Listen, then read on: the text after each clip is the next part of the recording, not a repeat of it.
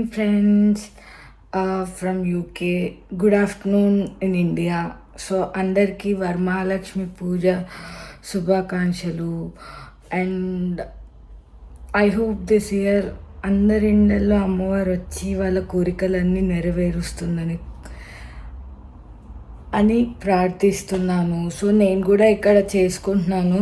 So సింపుల్గా అంటే నాకు తోచినట్టు, నాకు తెలిసినట్టు. అంటే నేను ఇండియాలో ఉన్నప్పుడు అమ్మతో చాలా బాగా చేసుకునేదాన్ని. అంటే మా అమ్మమ్మ ఇచ్చిన పంచలోహాల విగ్రహం ఉంది ఇంట్లో. సో ఆ అమ్మవారి ముఖం పెట్టి మేము ఎప్పుడు చేస్తామన్నమాట. సో ఆ ఫొటోస్ కొన్ని నేను ఈ వీడియోలో యాడ్ చేస్తాను. సో లైక్ ఈరోజు నేను సింపుల్గా నాకు తోచినట్టు చేస్తా. సో అవన్నీ కూడా మీకు క్లియర్గా చూపిస్తాను. So stay tune.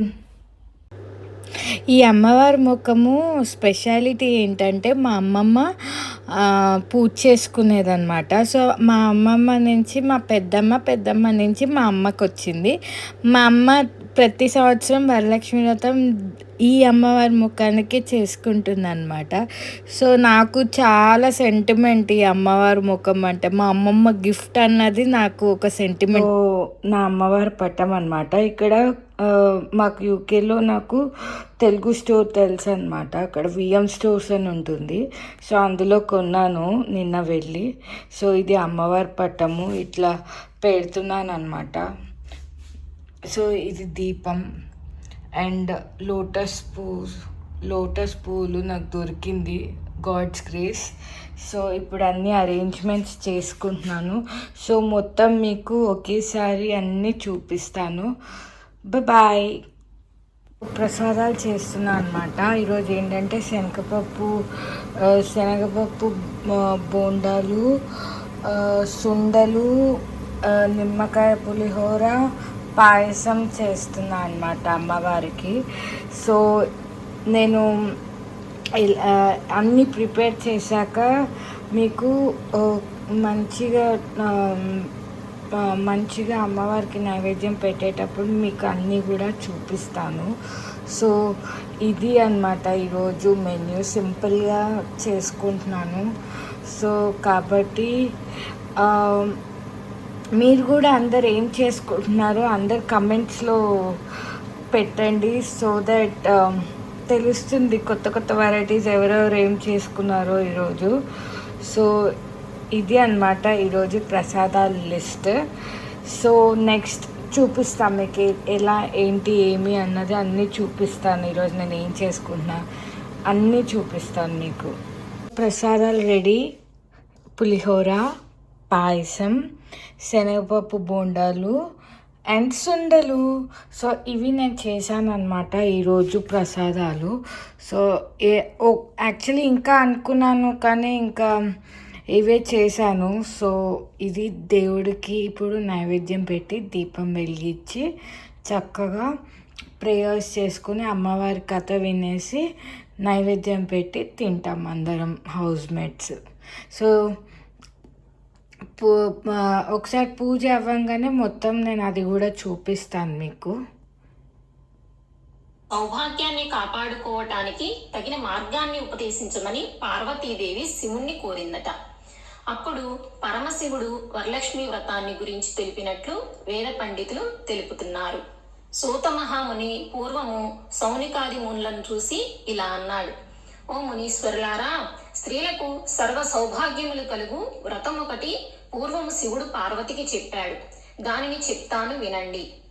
ఒకరోజు కైలాస పర్వతమున శివుడు తన సింహాసనం మీద కూర్చొని ఉండగా పార్వతీదేవి ఆయన్ని సమీపించి, దేవా, లోకంలో స్త్రీలు ఏ వ్రతం చేస్తే సర్వ సౌభాగ్యములను, పుత్ర పౌత్రాదులను కలిగి సుఖ సంతోషాలతో ఉంటారో అటువంటి వ్రతమేదో సెలవియ్యండి అని అడుగగా పరమేశ్వరుడు ఇలా చెప్పాడట: ఓ దేవి, స్త్రీలకు పుత్ర పౌత్రాది సంపత్తులనిచ్చే వ్రతం ఒకటి ఉంది.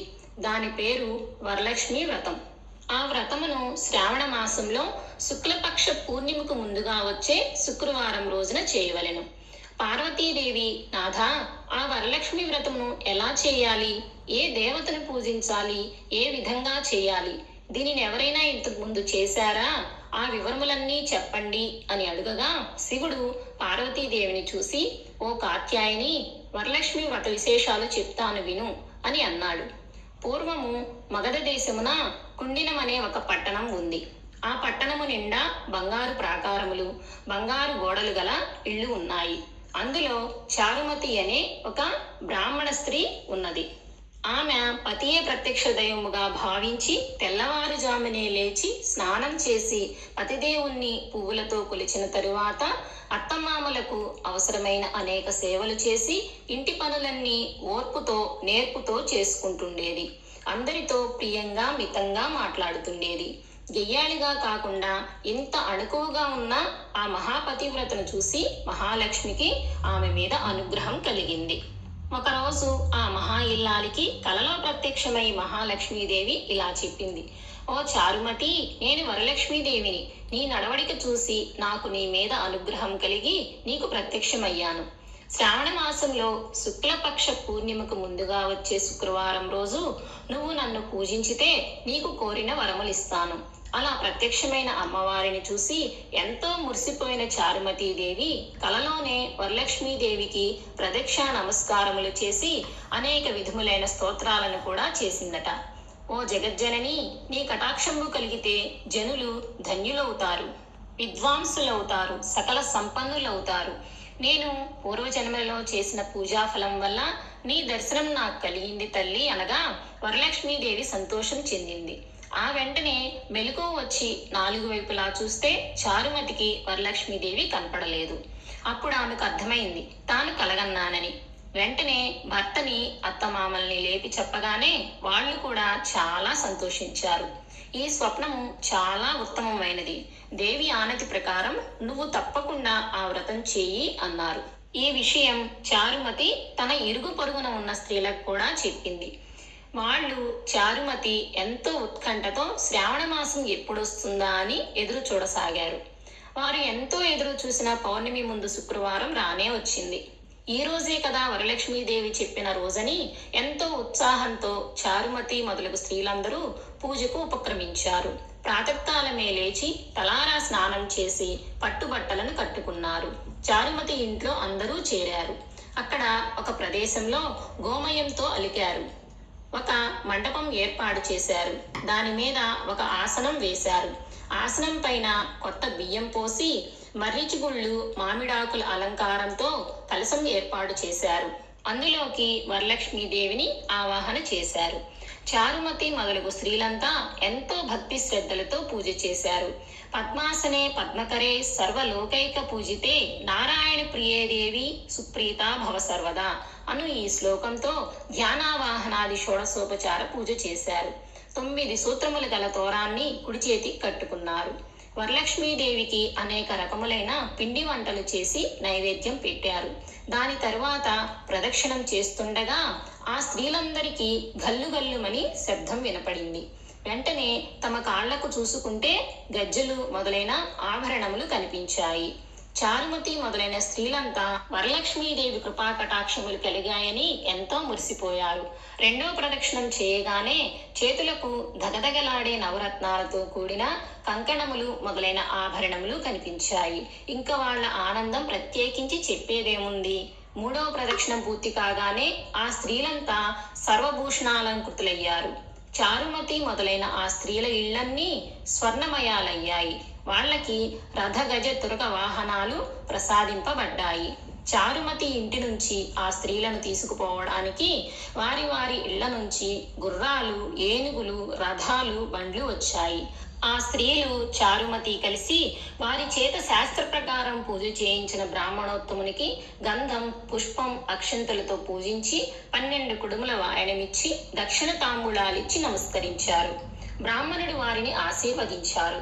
వరలక్ష్మీదేవికి నైవేద్యంగా పెట్టిన పిండి వంటలను బంధుమిత్రులతో తిని తమ కోసం వచ్చిన గుర్రాలు, ఏనుగులు మొదలైన వాహనాలలో వారి వారి ఇండ్లకు బయలుదేరారు.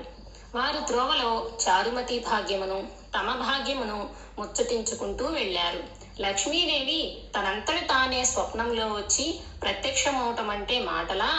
చారుమతి ఎంతటి అదృష్టవంతురాలు అనుకున్నారు. చారుమతికి ప్రత్యక్షమైన విధానం తన మటికే దాచుకుని తను ఒక్కతే పూజ చేయకుండా తమ అందరికీ చెప్పి తమకి కూడా ఇంతటి సౌభాగ్యం కలుగజేసిన చారుమతి ఎంతటి పుణ్యురాలు, అలాంటి ఆమె పరిచయం కలిగి ఉండినా తామెంత భాగ్యవంతులం అని ఎంతో మురిసిపోయారు. అప్పటి నుంచి చారుమతితో సహా వారందరూ క్రమం తప్పకుండా ప్రతి సంవత్సరం ఈ పూజ చేస్తూ పుత్ర పౌత్రాభివృద్ధి కలిగి ధన కనక వస్తువాహనములు కలిగి సుఖ సంతోషాలతో ఉన్నారు. కావున ఓ పార్వతి, ఈ ఉత్తమమైన వ్రతమును చేస్తే, అలా ఎదుటి వారికి చెప్పి చేయిస్తే సర్వ సౌభాగ్యములు కలిగి శుభముగా ఉంటారు. ఈ కథను విన్నవారికి చదివిన వారికి కూడా వరలక్ష్మి ప్రసాదం వల్ల సకల కార్యములు సిద్ధిస్తాయి అని పరమశివుడు చెప్పాడు. సూత మహాముని, సౌనకుడు మొదలగు వారితో, మునులారా విన్నారుగా, చారుమతి ఎదుటి వారి మంచి కూడా ఎలా కోరిందో. ఎదుటి మనిషికి మంచి కలగాలని కోరుకుంటే అమ్మవారు ఇంకా ప్రసన్నురాలై మీరు కోరకుండానే మీకు మంచి చేస్తుంది అని అన్నారు. వరలక్ష్మి వ్రత కథ సంపూర్ణం. చేతిలోని అక్షంతలను కొన్ని అమ్మవారి పాదాల యందు ఉంచి మిగిలినవి ఇంట్లో వారు మీరు శిరస్సుపై వేసుకోవాలి. హాయ్ గాయస్, సో ఇది నా పూజ వ్రతం ఈరోజు. సో చూశారు కదా. సో ఇలాగే మీరు నా యూట్యూబ్ ఛానల్ ఎప్పుడు కూడా ఎంకరేజ్ చేయండి. So please do like, share, comment and subscribe to Nandivada vlogs.